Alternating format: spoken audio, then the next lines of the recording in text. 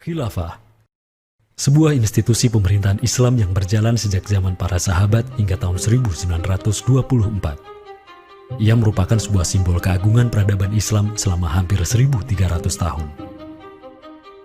Setelah hampir seabad pasca keruntuhannya, kini ia kembali mencuat sebagai isu yang begitu hangat di tengah masyarakat. Belahan dunia timur dan barat membicarakannya, tak terkecuali di Indonesia.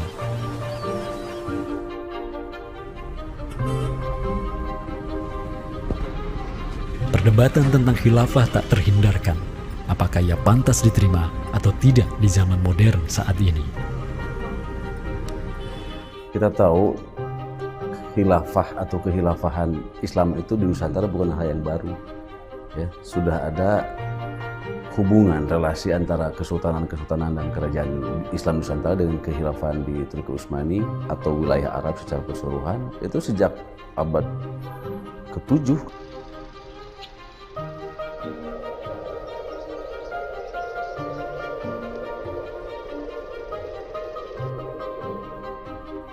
Sejarah khilafah yang panjang di pentas dunia telah memainkan debutnya di Nusantara. Islam yang diemban para punggawanya telah menjadikan Nusantara jaya dan menjadi sumber utama perlawanan terhadap para penjajah. Inilah kisah tentang Nusantara dan jalinannya dengan sang negara adidaya. Inilah kisah tentang khilafah yang menjadikan rakyat Nusantara sebagai satu umat dengan Muslim sedunia. Inilah kisah tentang jejak khilafah di Nusantara.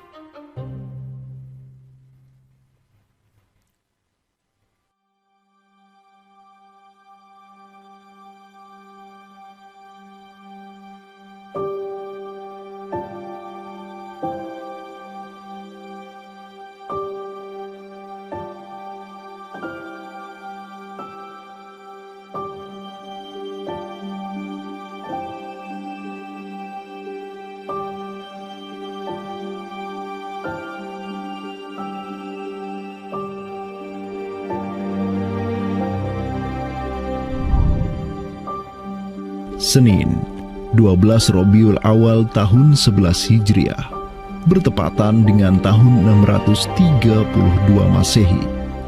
Seluruh langit dunia dirundung mendung. Semua orang di Madinah menundukkan wajahnya, kosong pandangan seraya bercucuran air mata. Di pagi itu, kabar duka menyeruak ke seluruh negeri. Rasulullah Sallallahu Alaihi Wasallam wafat. Pada saat Rasulullah SAW wafat, Abu Bakar itu berkhutbah. Abu Bakar mengatakan begini, Ya ayyuhan nas, inna Muhammadan qad mata.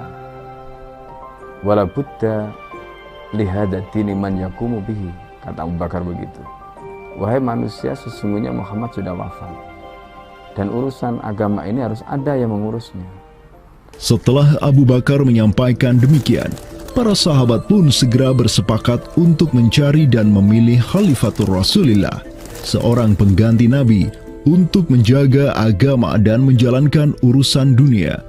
Mereka bahkan lebih menyegerakan urusan ini ketimbang menyegerakan pemakaman jasad Rasulullah SAW yang mulia, menandakan bahwa urusan kepemimpinan untuk kaum muslimin pasca wafatnya Nabi merupakan perkara yang amat mendesak.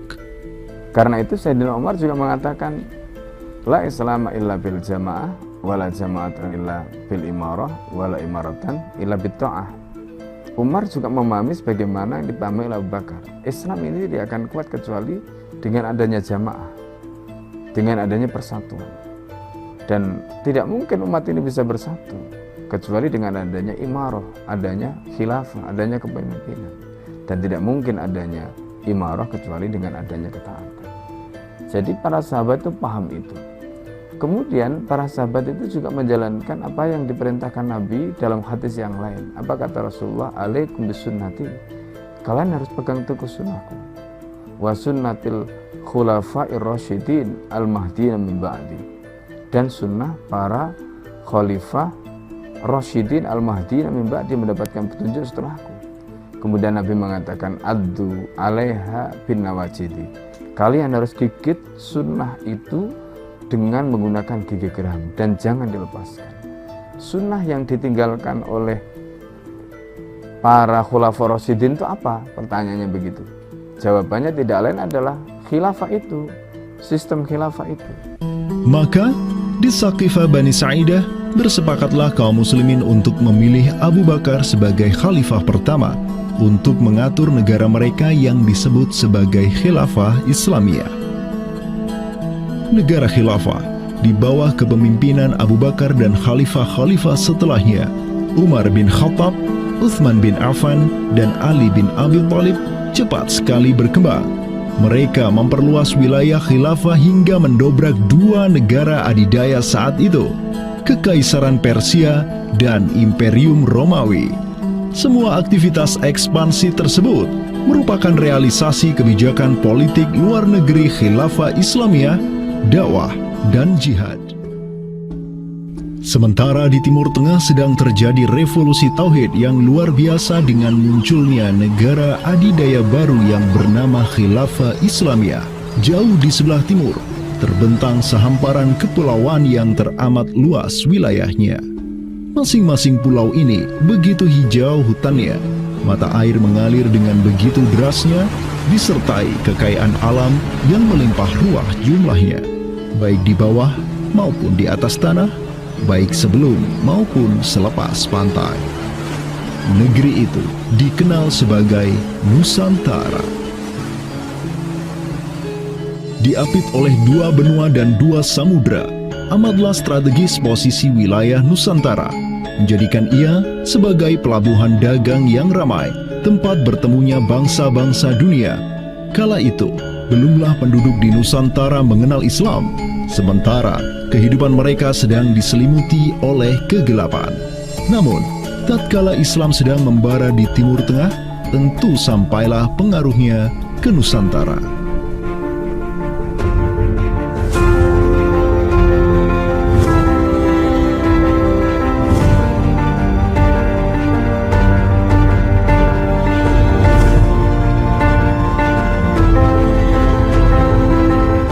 Saya ingin mengutip apa yang pernah dinyatakan oleh Buya Hamka ya di dalam buku beliau dari Perbendaharaan Lama, termasuk juga buku beliau yang judulnya Sejarah Umat Islam, yang beliau menyatakan bahwa sesungguhnya teori yang kita tahu bahwa Islam masuk ke Nusantara itu berasal dari Gujarat pada abad ke-12 sampai 15 Masehi, itu sebetulnya tidaklah tepat sepenuhnya. Karena apa? Karena Buya Hamka memiliki pandangan ataupun penjelasan terkait dengan kapan sesungguhnya Islam masuk ke Nusantara, ke Indonesia. Beliau menyatakan bahwa Islam masuk ke Nusantara itu jauh sebelum teori Gujarat.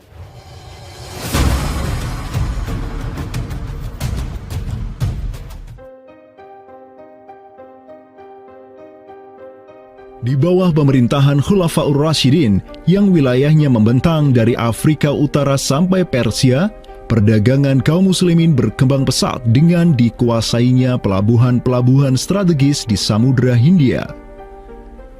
Hubungan diplomatik dan komersial pun terjalin dengan sejumlah kerajaan dari India sampai Cina. Sui Tang Xiu, sebuah kronik kuno dari dinasti Tang di Cina mencatat, telah datang serombongan utusan khilafah ke hadapan penguasa Cina di tahun 651 Masehi, di mana tahun tersebut merupakan masa Khalifah Utsman bin Affan. Hubungan khilafah dengan dunia timur terus berlanjut sampai di mana khilafah beralih ke pemimpinannya di bawah otoritas Bani Umayyah.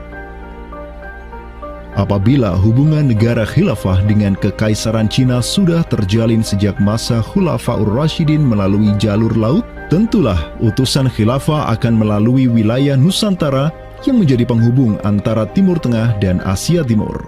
Dan di ujung paling barat wilayah Nusantara, terdapat pulau besar yang kala itu dikenal oleh bangsa Arab sebagai Sribuza, pelafalan mereka untuk menyebut kerajaan Sriwijaya. Pelabuhan-pelabuhan di kerajaan Sriwijaya senantiasa menjadi titik transit setiap kapal yang hendak melanjutkan perjalanannya. Tentu, penguasa Sriwijaya akan menyadari keberadaan pelayar-pelayar muslim yang singgah di wilayah kekuasaannya. fakta bahwa kerajaan Maharaja Indravarman di Sriwijaya itu ada komunikasi dengan Daulah Umayyah, mengirim surat 2 kali yang isi suratnya itu dari raja dengan 1000 gajah ya dan sebagainya, yang menunjukkan surat menyurat seabad itu yang menunjukkan ada hubungan kekhilafahan dengan Nusantara. Dan secara historis ya sangat logis ketika itu superpower dunia adalah khilafah. Surat yang dikirim oleh Maharaja Sri Indrawarman dari Sriwijaya tersebut dialamatkan ke Damaskus, ibu kota Khilafah Umayyah yang saat itu dipimpin oleh Khalifah Umar bin Abdul Aziz. Dalam surat itu disebutkan, min malikil amlak alladhi huwa ibnu alfi malik walladhi tahtahu bintu alfi malik walladhi fi marudatihi alfu filin walladhi lahu nahrani yumbitani al-auda wal-allawha wal-jawza wal-kafura alladhi yujadu rihuhu ala masirati 12 milan ila malikil arab alladhi la yushriku billahi syai'an. Amma ba'du, fa inni qad ba'athtu ilaika bihadiyatin wa ma hiya bihadiyatin walakinnaha tahiyatun wa ahbabtu an tab'atha ilayya rajulan yu'allimuni al-islama wa yuwaqqifuni ala hududihi wassalam. Maka di bawah kepemimpinan sang Khalifah Umar bin Abdul Aziz, khilafah menyebarkan rahmatan lil alamin ke segala penjuru dunia, termasuk Nusantara.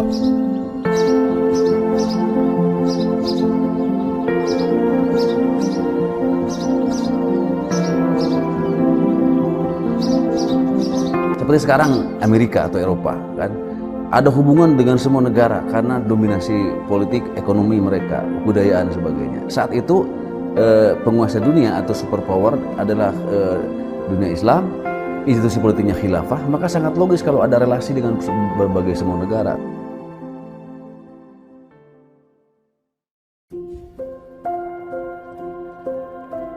Tahun 1258, dari arah timur datanglah segerombolan pasukan yang mengerikan. Tubuh mereka besar-besar bak raksasa, berkulit kuning dan begitu mahir berpanah dan mengendarai kuda. Inilah pasukan Mongol yang datang dari utara Cina. Khalifah Al-Musta'sim itu dibunuh oleh Hulagu Khan, ya, pemimpin tentara Mongol. Kemudian pasca penaklukan Baghdad, itu Baghdad menjadi kota kosong, ya. Penduduknya dibantai, khalifah dibunuh, ya. Kotanya dibakar, perpustakaannya dihancurkan, wah pokoknya kacau sekali lah. Nah, tapi ternyata banyak keluarga Abbasiyah, ya, dinasti Bani Abbasiyah yang dia itu selamat dari pembantaian orang-orang Mongol, dan mereka itu akhirnya berdiaspora, mengungsi, ya. Ada yang berdiaspora, ada yang mengungsi ke Hijaz, ada yang mengungsi ke daerah Najd, ya, ada yang mengungsi ke daerah Mesir. Ada satu keturunan Abbasiyah, Bani Abbasiyah, yang dia itu mengungsi sampai ke Aceh, gitu. Dimana Aceh itu dulu, ya, negara yang berkuasa di sana adalah Samudra Pasai.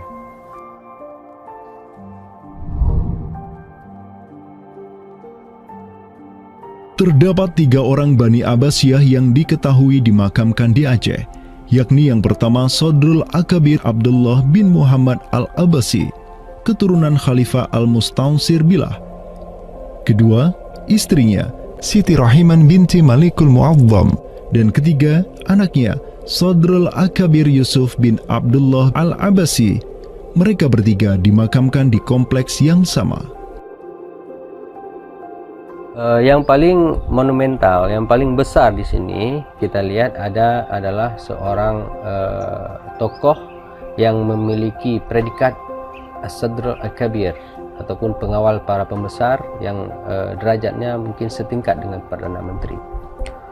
Beliau bernama Abdullah bin Muhammad bin Abdul Qadir bin Abdul Aziz bin Al-Mansur Abi Ja'far Al-Abbasi, yang mana genetika beliau yang daripada Al-Mansur ini sendiri yang merupakan kakek buyut daripada Abdullah ini adalah seorang khalifah dari Bani Abbasiyah.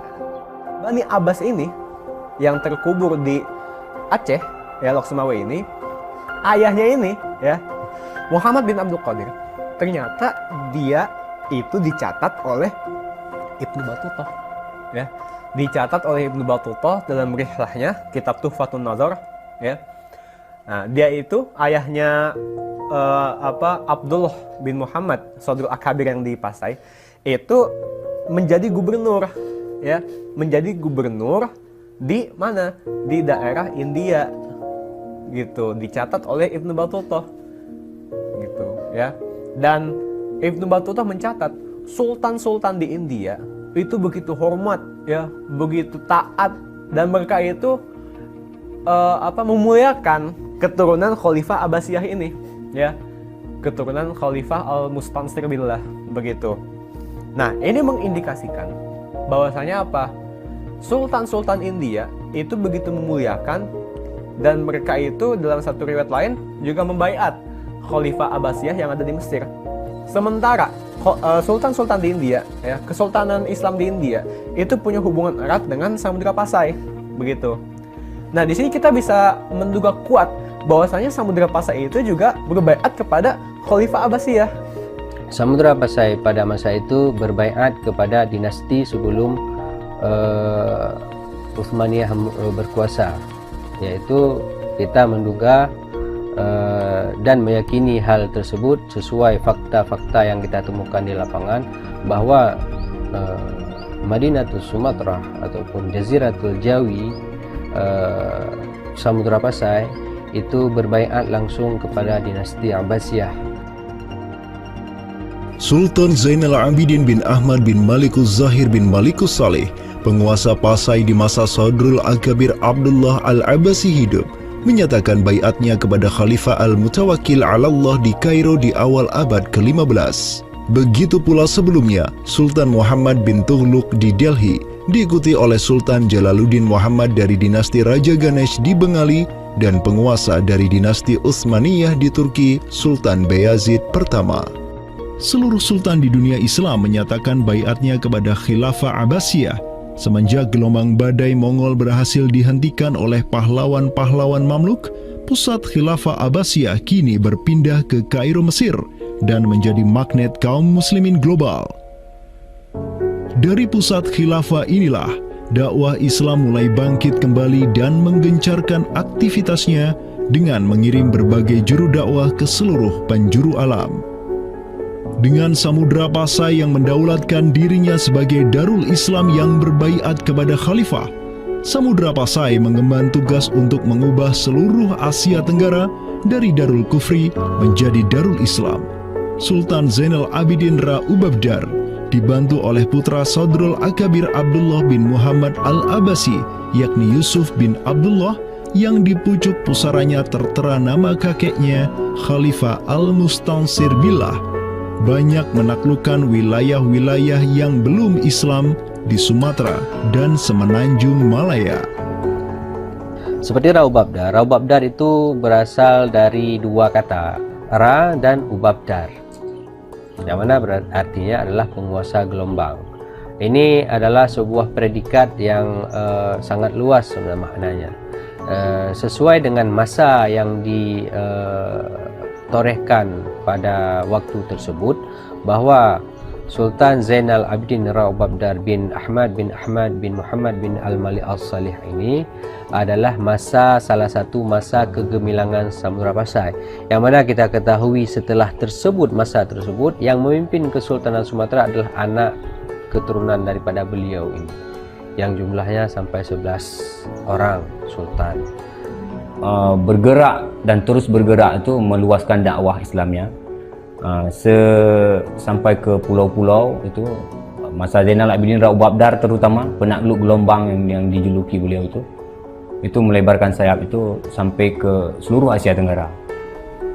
Digelarilah Sultan Zainal Abidin Pasai dengan sebutan Ra Ubabdar, bahasa Persia untuk gelar sang penakluk gelombang, karena dengan arungan pasukannya yang luar biasa di atas gelombang laut Nusantara, ia membuka banyak sekali wilayah, seperti Malaka misalnya, di mana di sanalah Sultan Zainal Abidin Ra Ubabdar menempatkan putranya Sultan Mansur sebagai penguasa Darul Islam Malaka. Kesultanan Samudra Pasai banyak pula mengirimkan juru dakwahnya untuk meminta penguasa-penguasa Nusantara lain agar menerima Islam. Salah satu juru dakwah tersebut dikirim ke Jawa Timur, pusat pemerintahan rezim yang mendominasi wilayah Nusantara saat itu, Kerajaan Majapahit.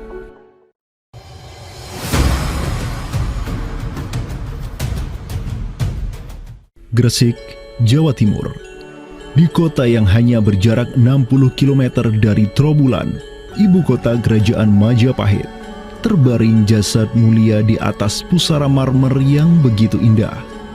Inilah kubur seseorang yang menginisiasi tegaknya Islam di tanah Jawa, Maulana Malik Ibrahim, yang kemudian dikenal sebagai Sunan Gresik. Malik Ibrahim adalah seorang yang berkedudukan tinggi di lingkaran kuasa Samudra Pasai, terlihat dari gelarnya yang bertajuk Umdatus Salatin wal Wuzara, pondasi para sultan dan wazir, di mana gelar tersebut adalah gelar untuk wakil Sultan Samudra Pasai, sebagaimana yang dicatat oleh Ibnu Battuta. Gelarnya yang lain seperti Burhanud Daulah Waddin, penerang negara dan agama, adalah gelar yang disematkan kepadanya selayaknya gelar-gelar yang diberikan Khilafah Abbasiyah kepada pejabat-pejabat penting daulah, sebuah gelar yang begitu politis sekaligus agamis.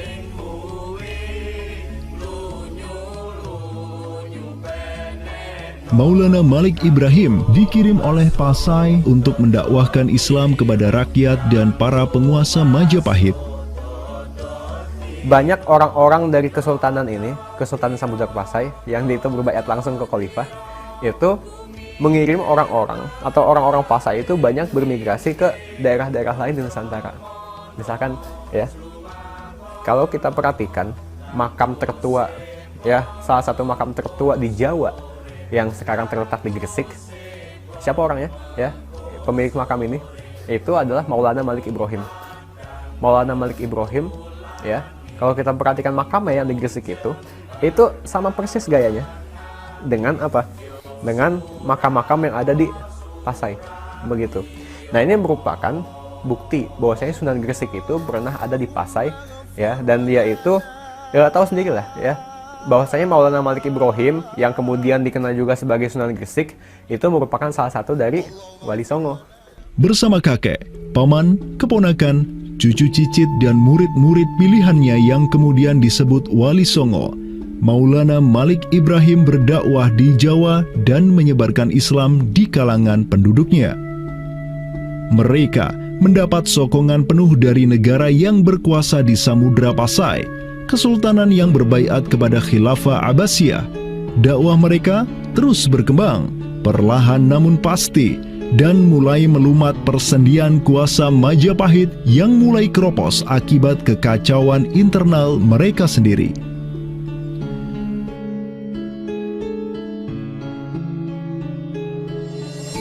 Para Wali Songo juga dihormati karena sebagian besar dari mereka menyandang status sebagai keturunan Nabi melalui jalur Husain bin Abi Thalib yang terus turun-temurun kepada Muhammad Sahib Marbal, turun lagi ke Alawi sampai ke Imam Jamaluddin Al-Husaini yang dikenal juga sebagai Syekh Maulana Jumadil Kubra, yang dari dialah para Wali Songo lahir sebagai anak-anaknya.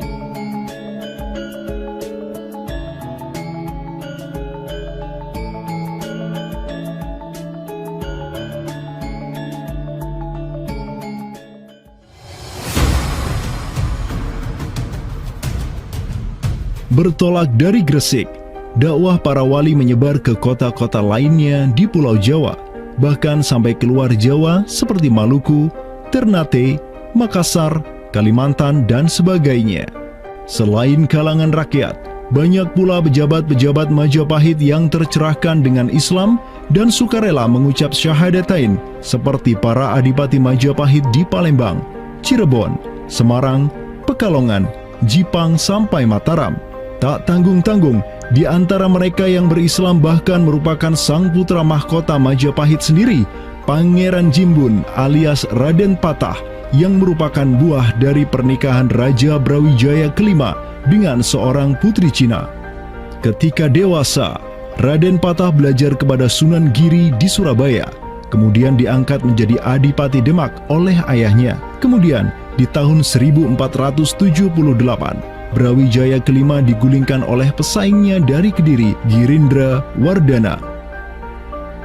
Tahta Majapahit yang diduduki oleh musuh ayahnya lantas membuat Raden Patah di Demak beserta seluruh elemen Islam di Jawa pimpinan para Wali Songo bangkit berjihad melawan Girindra Wardana dan penerusnya Patih Udara.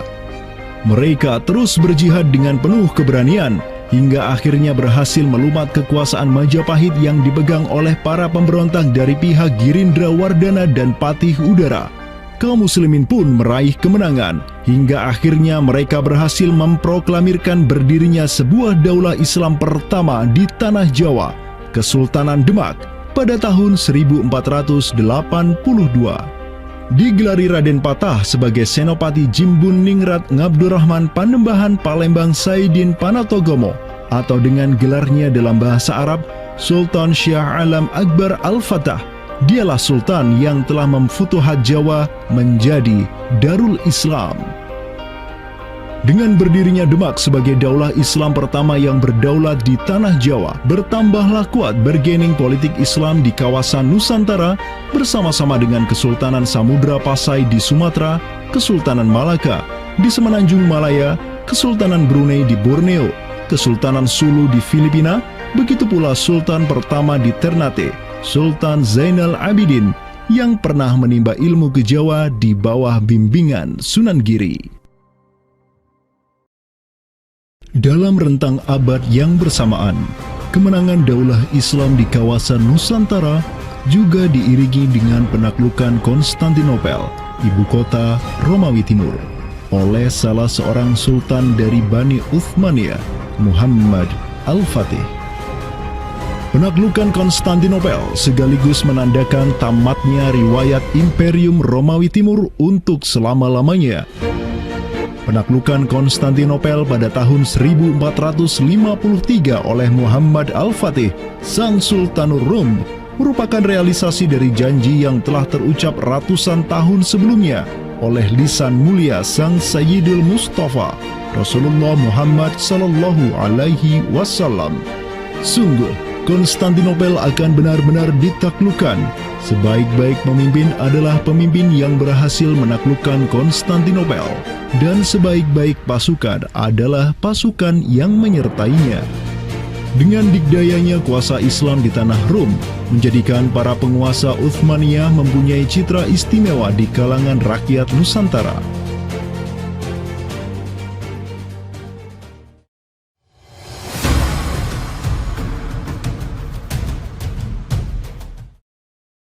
Namun demikian, dikala penaklukan demi penaklukan sedang digencarkan oleh tentara Islam mulai dari Rum sampai ke Nusantara, penaklukan yang sama juga digencarkan oleh tentara Kristen di ujung paling barat dunia Islam, Andalusia. Berbeda dengan penaklukan yang kaum muslimin lakukan, di mana penduduk asli suatu tempat diberi toleransi yang luar biasa atas agama dan properti mereka, tentara Kristen Portugis dan Spanyol menaklukkan wilayah Islam di Andalusia yang saat itu sudah terpecah menjadi Reyes de Taifas atau Mulukhut Tawaif atau kerajaan-kerajaan yang saling tercerai-berai. 1492, kekuasaan Islam terakhir di Andalusia, Granada, berhasil ditaklukkan oleh suami istri yang menjadi penguasa Spanyol, Fernando d'Aragon dan Isabella de Castilla.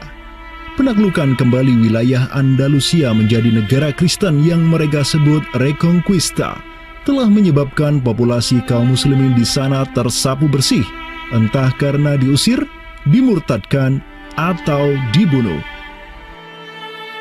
Selain Reconquista, kaum Kristen Spanyol dan Portugis juga mempunyai motif ekonomi untuk menjadikan diri mereka kaya, yakni dengan mencari jalur rempah di Samudra Hindia yang saat itu merupakan potensi sumber daya alam yang luar biasa. Program mereka untuk mencari rempah di Samudra Hindia mereka sebut sebagai Estado da India. Kita sering dengar dengan istilah 3G gitu kan, glory, gospel, dan gold gitu kan. Jadi ya mereka ingin ekspansi, mereka ingin menyebarkan misi agama mereka, dan mereka juga ingin mencari gold.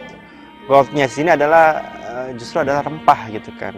Begitulah betapa berharganya rempah pada saat itu, sampai 1 gram pala dihargai dengan 2 gram emas gitu kan.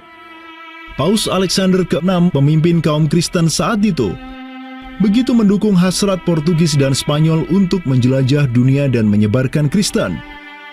Maka, berangkatlah gelombang penjelajah Portugis yang disertai pasukan dan senjata untuk menaklukkan dunia Islam di Samudra Hindia. Di bawah pimpinan Alfonso de Albuquerque, armada Portugis berhasil menaklukkan Goa di India pada tahun 1510. Dan setahun kemudian berhasil sampai ke Malaka, merebut pelabuhan strategis itu dari Sultan Mahmud Syah yang memerintah tempat tersebut. Dengan bercokolnya Portugis di Nusantara, dimulailah babak baru sejarah Islam di kawasan ini.